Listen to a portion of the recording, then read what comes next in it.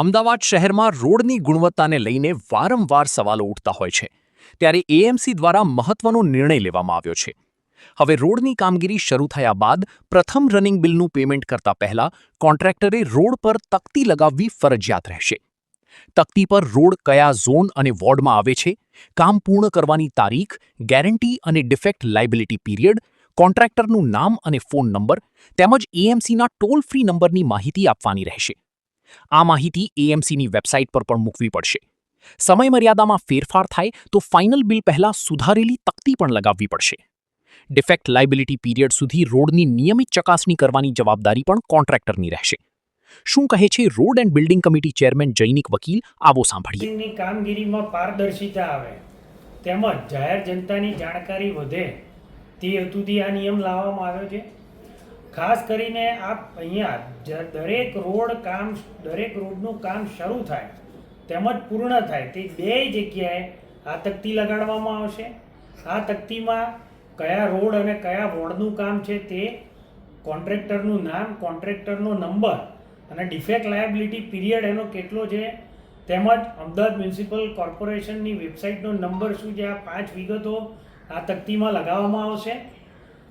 ખાસ આપના માધ્યમથી જનતાને એ જણાવવાનું કે જો આની ઉપર કોઈ પેમેન્ટ, કોઈ તકતી નહીં લાગે, એની ફોટોગ્રાફી કે વિડીયોગ્રાફી નહીં કરે ત્યાં સુધી પ્રથમ રનિંગ બિલનું પેમેન્ટ નહીં થાય.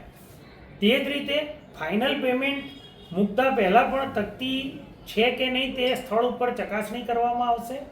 અને આમ કુલ મિલાકર એવું કહી શકાય કે જ્યાં સુધી આ ડિફેક્ટ લાયબિલિટી પીરિયડ છે ત્યાં સુધી આ તકતીની હયાતી એ કમ્પલસરી છે અને તેના વગર પ્રથમ બિલનું પેમેન્ટ કે ફાઇનલ પેમેન્ટ એ નહીં થાય.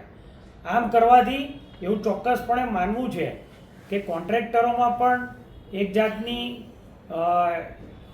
કામ સારું કરવાની એક ઈચ્છા જાગશે અને લોકોને પણ આની પ્રોપર જાણકારી મળી રહેશે.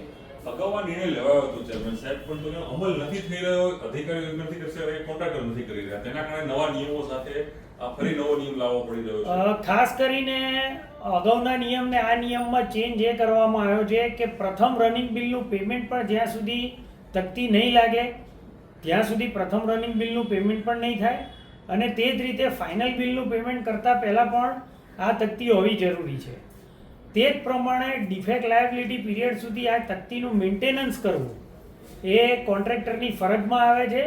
આમ નિયમને થોડો વધારે સ્ટ્રિન્જન્ટ બનાવવામાં આવ્યો છે જેથી લોકોની જે જાણકારી છે તેમાં વધારો થાય અને કોર્પોરેશનની કામગીરીમાં એક ट्रांसपेरेंसी આવે.